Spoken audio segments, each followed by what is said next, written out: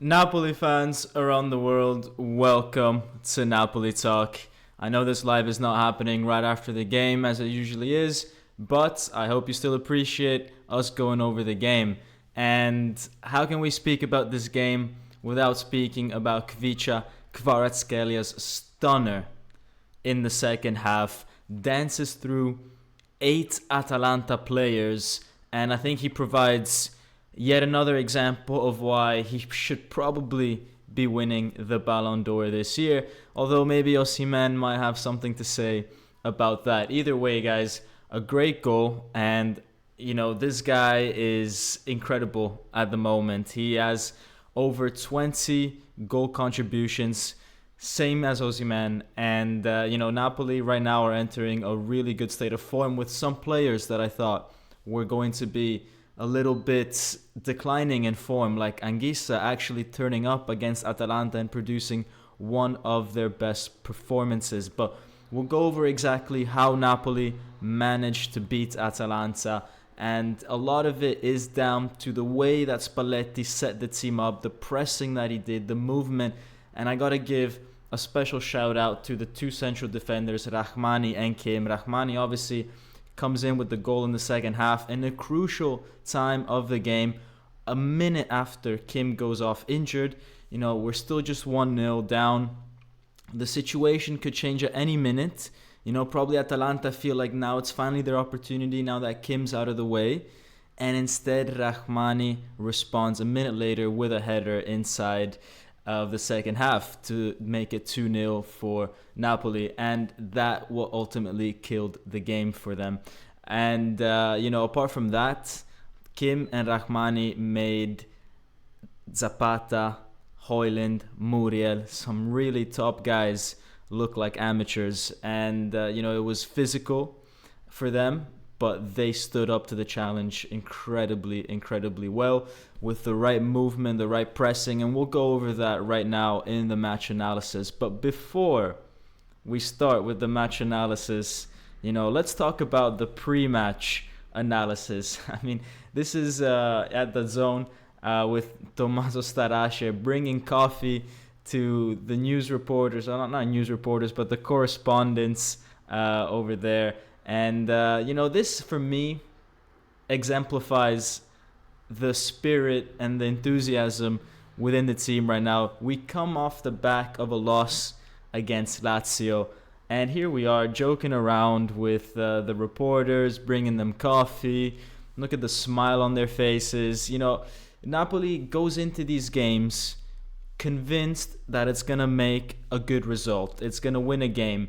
And, there's no anxiousness. There's no, too many nerves. I mean, here you are, just a person representing the club, just having a good time, chilling with people, and that's what I think the spirit of Napoli is this year, and it really exemplifies the mood around the team, and the fact that even though we lost against Lazio, it wasn't going to bring us down. And Spalletti, in the post-match review conference, says that himself. So let's go on to how Napoli managed to keep Atalanta extremely quiet yesterday. So when Atalanta had the ball in their back side of the field, in their defense, Napoli put 6 players against Atalanta's 5.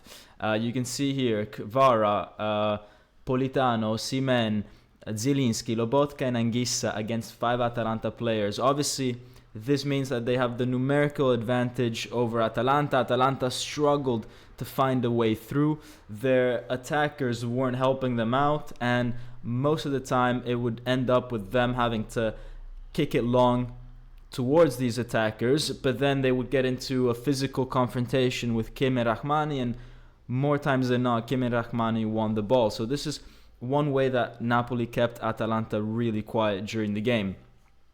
Now, when Napoli had possession, I thought they created spaces extremely well. They created options for themselves extremely well. So we can see here how a lot of what Napoli did was try to bring everybody on one side of the field. You've got a 5 versus 4. It's not really a 5 versus 4 because they're not all able to interact with each other there. But you can see how we've got 5 players all on the wing. And it's interesting to see that actually Oliveira is so high up the field, but you've got Lobotka pushed all the way to the sideline, Zielinski pushed all the way to the sidelines. Then you've got Anguissa that also comes in towards that side of the field, and we just drag all these Atalanta players to one side of the field. And then look at Di Lorenzo, free as you like, on the other half.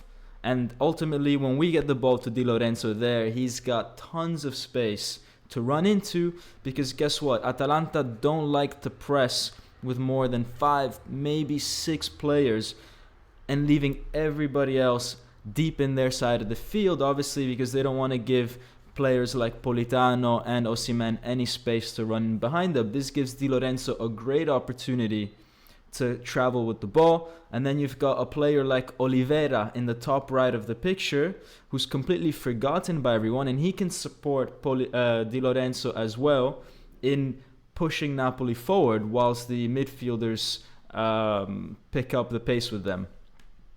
Now, speaking of midfielders, another way that Napoli, I think, really asserted their dominance on Atalanta is the fact that we always had an option for our midfielders. You can see Lobotka here with the ball. He's not getting pressed too much, that varied over the course of the game, but every time any Napoli player, especially a midfielder, had the ball, there was always at least 3 options for him.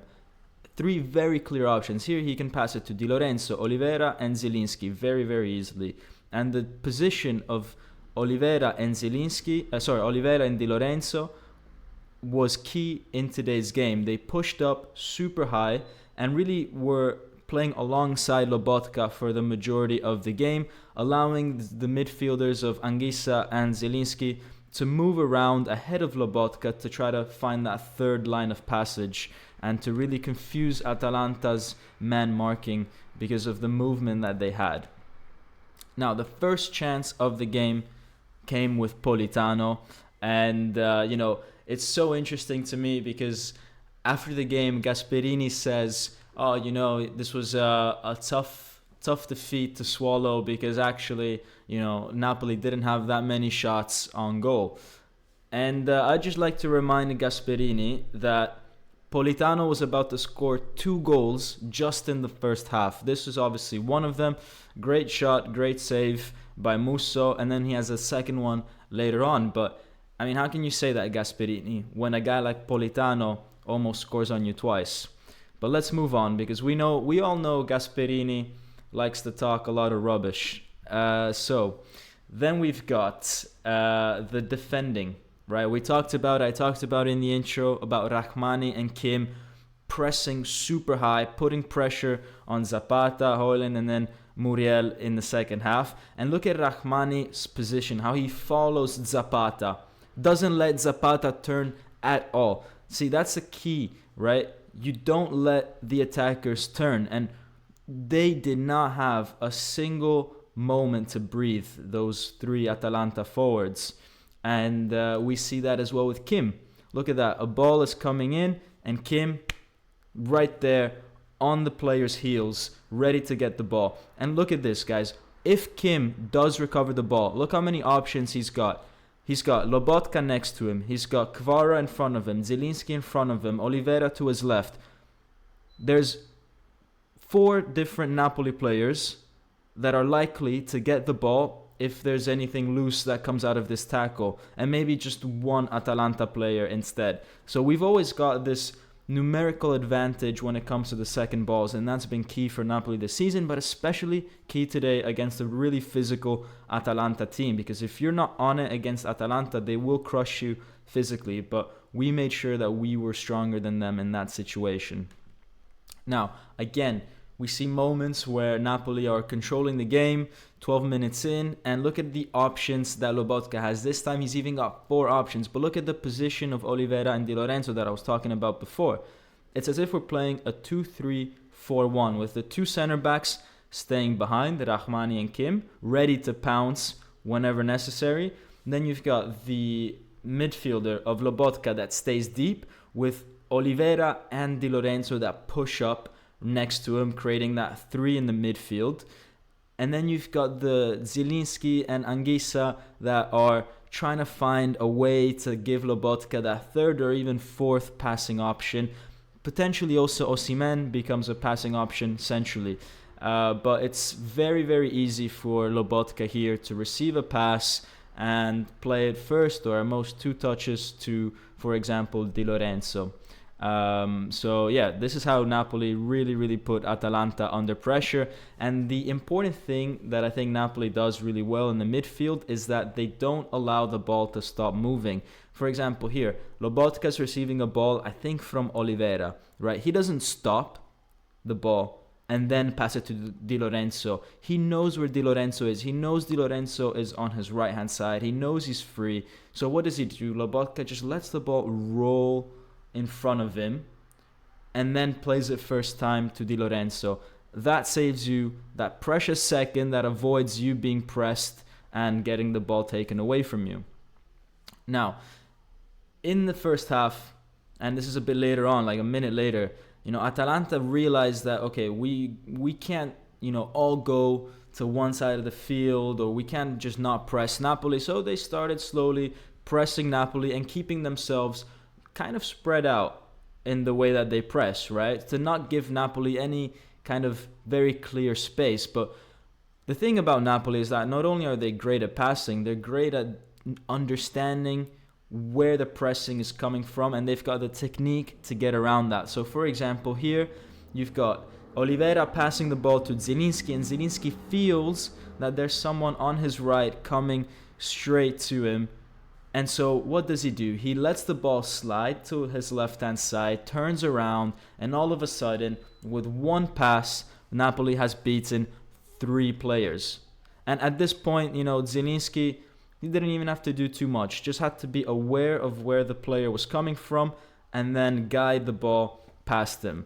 And here, all of a sudden, you've got a situation that's super dangerous for Atalanta because they committed players forward. They did not want to do that, but they knew they had to do that. And, here's where you can give the ball to Kvara and let him do a bit of his magic.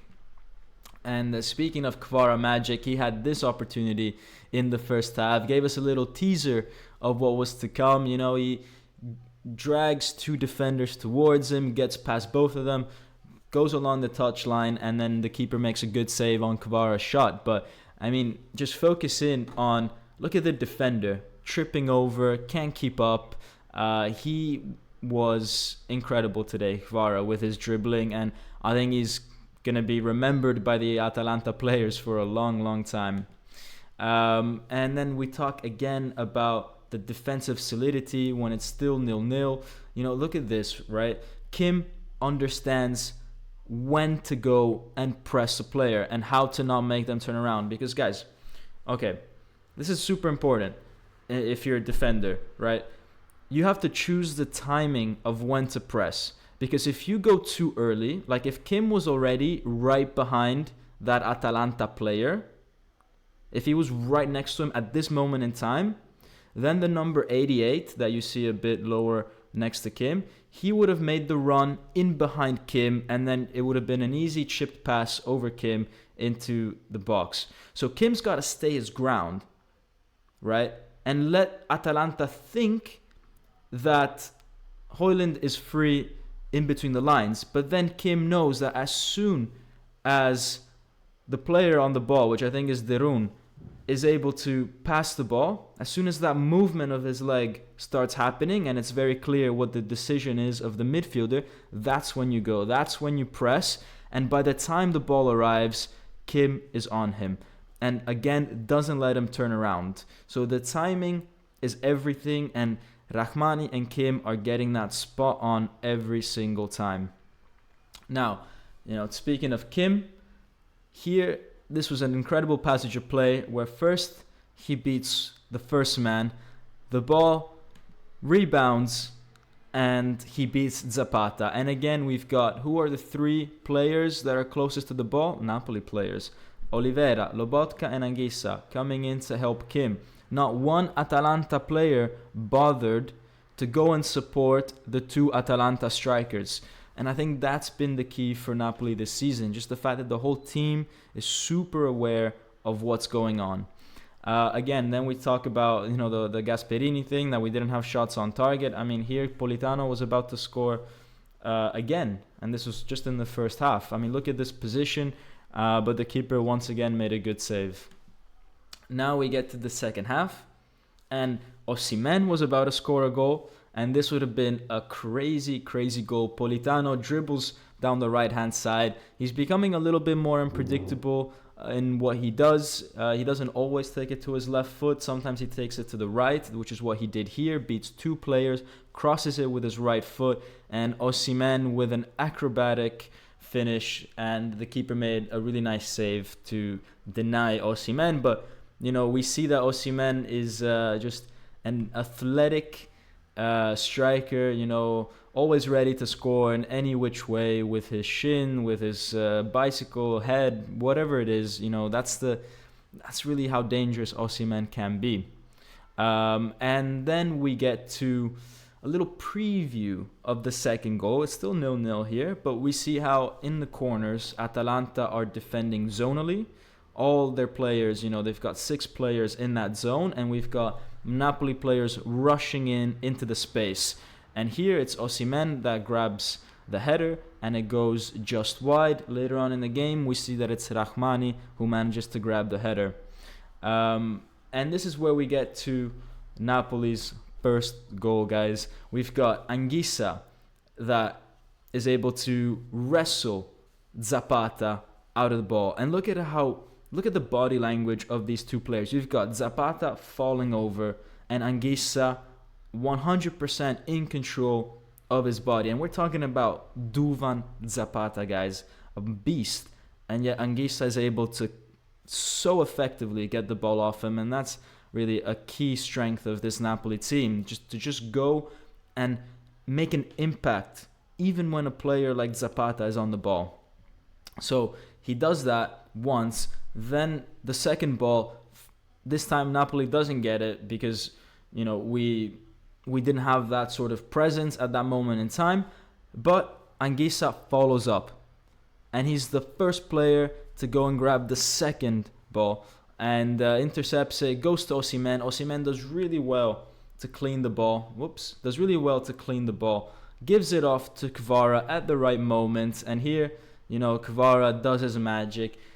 Outside, inside, outside, and then a shot against 8 Atalanta players.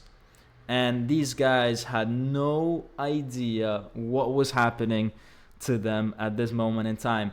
They were spinning around, falling over, pleading for Kvara to just stop. And Kvara, he was doing a masterpiece. And these are the type of goals, guys, that when you're a kid, this is what makes you fall in love with football. When you go on YouTube and you look at the highlights of Ronaldinho and Maradona, and I mean, Kvara is at that level.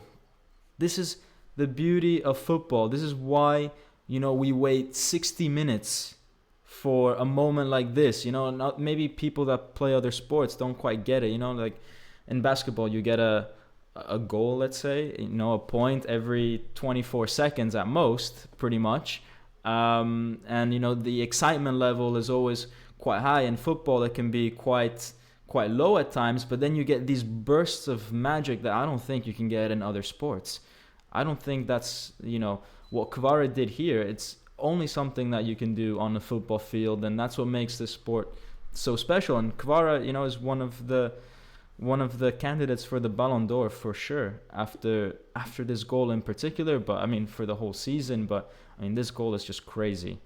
It's just crazy. It's legendary. This photo here, okay, if you remove the lines, is pretty legendary, guys. It goes right next to that photo where you've got Maradona playing against, I think it's Belgium, and there's 5-6 players in front of him, or that photo where you've got Iniesta in the middle of 6 Italy players. It's just one of those photos that you'll see a decade from now. I'm sure of it. Again, we talk about how Napoli were super on it when it comes to the pressing. This is us being 1-0 up and we don't decide to stay back. This is us trying to recover the ball. Look at how many Napoli players are in Atalanta's half, and you've got Rrahmani eventually coming and recovering the ball. But we've got 1, 2, 3, 4, 5, 6, 7 players, plus the ones you don't see on the screen like Osimhen, that are there pressing Atalanta, even though we're 1-0 up, which is risky. A lot of teams don't do that, but that's how Napoli does it. On the other side, you've got Kim, who misses the first tackle on Duvan Zapata, recovers, and then makes a second tackle on Zapata and wins that battle. Maybe he lost the first battle, but he makes sure he wins the second battle. And that's the intensity and desire that Napoli has. And Spalletti, after the game, says that Kim is the best center back in the world, actually, which is, a very, very big statement from Spalletti. But hey, I think he knows a thing or two. He coached players like Koulibaly, so I think I can trust him when he says that. Then we've got, guys, we haven't talked about it yet, but we've got Gollini that made his debut for Napoli. Gollini, obviously, ex-Atalanta player, so interesting coincidence there, because Meret, at the start of the game, hurt his wrist, and, no, not at the start of the game, but literally 20 minutes before the start of the game, hurt his wrist, and Gollini had to come on and replace him without any sort of notice, pretty much, and he showed that he is ready. He made some good saves, the first one on Muriel, and then the second one, which I really liked, on Zapata on a corner.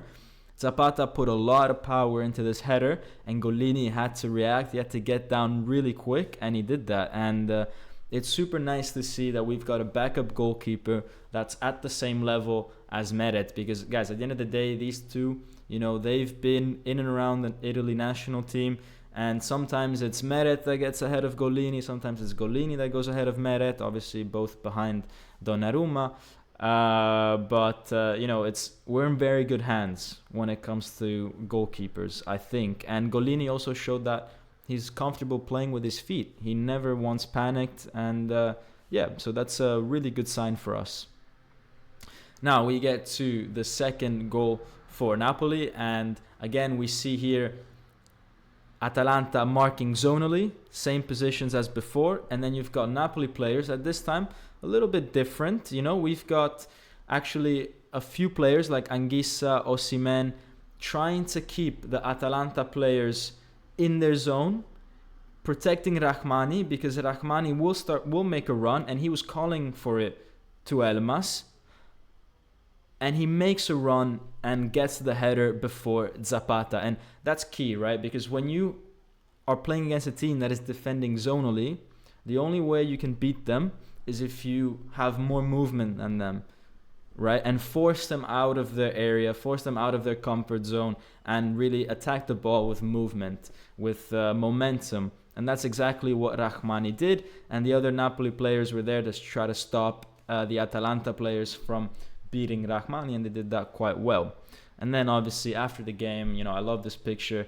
After the game, everybody goes under the curva and they go and celebrate with the fans singing La capolista se ne va, un giorno all'improvviso, all these things, which is great. The enthusiasm is through the roofs, guys. And for the next games, guys, we've got another home one against Frankfurt, with the Frankfurt fans allowed this time to come in. I might make a little YouTube short to explain the situation, might try that a little bit. And then we've got some Serie A football. Obviously, can't really say when the next Champions League game is. It's probably going to be somewhere in between these other 4 games, but it's not official because we still have to beat Frankfurt. But we got a few Serie A games: Torino, Milan, Lecce, Verona. Milan is quite a difficult one, but it's at home. The other ones, they're tricky. Mid to lower mid-table teams, apart from Verona, who are struggling for relegation. We're getting very, very close now to potentially the day that we're all dreaming for, which by my calculations will be, well, I'm not going to say it. You almost got me there. You almost made me say it, guys. But, guys, player ratings. Before we move on to Spalletti's press conference, I almost forgot. The player ratings, guys. Right. Spalletti gets a 9. Because to play this way against Atalanta, against a very, very good team. Atalanta, remember, is one of the best teams in Serie A over the last few years. Very physical. To play this way, to match them physically, to not give them any sort of possibility into the game, perfect from Spalletti. And also it's very difficult after a loss to Lazio to bounce back like this. We've got players that bounce back really well compared to the previous game, like Anguissa, one of the best performers today, recovered so many balls. The midfield did well. Politano did super well, gave a lot of chances or produced a lot of chances, maybe unlucky not to score. Osimhen did really well with the assist to Kvara, the bicycle kick, but other than that, a little quiet. Oliveira and Di Lorenzo, maybe the ones that have the lowest of scores, not because they played badly, but just because, I think there's so many other players that I wanted to reward a little bit more. Like Zielinski, I think, was really smooth in the middle, Lobotka as well. But I really, really want to, emphasize Kim's and Rrahmani's performance. And I think if you guys have been following the video up till now, you'll know that I've been praising their pressing, their positioning, and obviously Rrahmani's goal for the last few minutes. So they played exceptionally well against two very difficult clients in the first half, and then Muriel as well in the second half. But then, guys, obviously the man of the match has to be Kvaratskhelia. What a goal. Just that goal automatically makes you man of the match, because I mean this is one of those things that it's a legendary goal.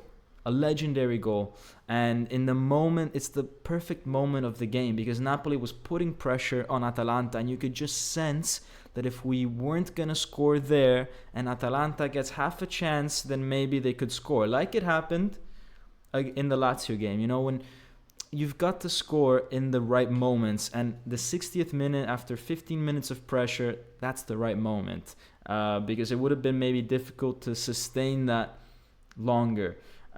Same thing with Rrahmani. Rrahmani scored in the right moment. He scored when Kim came off with an injury. A minute later, Rrahmani scored and made it 2-0 and really killed the game for us, or for Atalanta. Kvara, apart from that goal, he was dangerous all throughout the game, just a joy to watch. And for me, he's between him and Osimhen. It's super hard to pick who's the player of the season for us. He's done really, really well. Really, really well, and he does well in big games. Atalanta, Juve, all these games he does really well. Now, let's get to Spalletti's press conference, guys, with DAZN, and then we're done with the video. All right. So Spalletti says, "Look, everything started from Anguissa's pressing, the way he recovered the ball, the way Osimhen was free to receive it, the way he cleaned the ball, and then the way he passed it to Kvara. And then Kvara, if you turn your shoulders, if you turn your back to Kvara when he starts to dribble, like the Atalanta players did, then you're in trouble." These are games of the highest level in our Serie A. Atalanta did a great game, and they were super physical, but we are the type of team that also wants to confront ourselves against these physical teams. That's how we wanted to play. That's when we started this process 1 year ago, 1.5 years ago. We told ourselves we want to play modern football, we want to attack, and we want to go up against even the physical teams and play on a physical level against them. The reaction versus the game to Lazio after having lost that game is one of a great team, and these players deserve this victory. It was extremely funny to actually hear all the criticisms and all the worries after the Lazio game, since we had come off the back of 20 positive results. They obviously ask him, "How is Kim?" And he says, Look, guys, Kim is an incredible player. In the game, he does 20 things that are out of this world. Whatever you tell him, he understands it immediately, and he's got these incredible qualities that sometimes go unnoticed. Like for when he takes the ball and just starts going forward with it, in about 5 seconds, he's already on the other side of the field, and he is, I think, the best center back in the world, and he's still got room to improve, and that improvement will come with time, as he gets more confidence, as he gets more experience in a top league like ours. In terms of his physical health, Kim is doing fine. When he went off the field, I said, Kim, look, you're training tomorrow, yeah? And he said, yeah, I'm training tomorrow. Don't worry about it. Now we'll see. That's obviously a bit of a joke between them, but we'll see what the reports say today about it. Now let's go to the other question, where they asked him, look, did you ever imagine a season like this one? And he says, look, when you accept to come to Napoli, you know what the expectations are. Last year we finished third, and they said all sorts of things against us. So we knew that this is a situation, a club that needs to go for the top. And if you're not ready, if you're not prepared, if you don't dream to win the title with Napoli, then you shouldn't be here. So when I was here, even this summer, if I was here, it's because I wanted and I knew that I could win the title. Then they said, then he says that obviously, we've got an important game against Frankfurt, that we still have to go and play every single game as if, we don't know what the league table says about us, because, Spalletti before the game said something very nice. He said, keep your eyes to the stars and your feet on the ground. Dream big, but stay humble. Stay connected to reality. And the reality is that we still haven't won anything. So Spalletti is saying, look, we got to go and we got to play the next game exactly the same way we played the previous game, which is the same way we played the previous one and the previous one and the previous one and the previous one. And then that's the only way that over the course of a season you win something important. So guys, that's my review of Napoli Atalanta. I hope you guys liked it. Obviously, I prefer having you guys on the comments to bounce ideas from, maybe to get a little criticism about my player ratings, or some feedback that for some reason my mic doesn't work, or this or that. I miss the live interactions, but I hope you guys enjoy this recap the day after anyways. And also for everybody that has filled out the questionnaire that I sent, thank you so much, guys. I got over 200 or 250 responses, which is crazy, and you guys wrote a lot. There's the last question where I ask you guys any comments about the channel, about this. You guys wrote like crazy amount of stuff, which is really good. Honestly, I'm super thankful that you guys took 2 minutes of your life to fill out a questionnaire, which I hope I can use to make Napoli Talk even better, to give you guys exactly the type of content that you guys want. Obviously, guys, there's a lot of different answers. So, if I start making a different type of video and you said that, you instead like another type of video, just know that maybe you were in the minority, or maybe I'm testing it out, or, but thank you for the information, for the feedback, for the data. I hope to use it in a good way. And over the next few days and weeks, I'll try to figure out if there's anything else I can do. Maybe some YouTube shorts. Some of you guys said you guys want to do some. You guys want me to do some podcasts. I was thinking maybe I could do that during the summer period when things are a bit more quiet on the football end, and there's still a lot of things to talk about which are not necessarily related to games, but just about Naples or Napoli in general, maybe a bit of history of the players. Maybe I could do some videos or podcasts in that moment in time, since you guys said you're interested. Anyways, that's for later on. Now, this was all about Napoli Atalanta, this video. Next up, we've got Frankfurt, so make sure you tune in to that one. I'm definitely going live for that one. And guys, thank you as always, and Forza Napoli sempre. Ciao.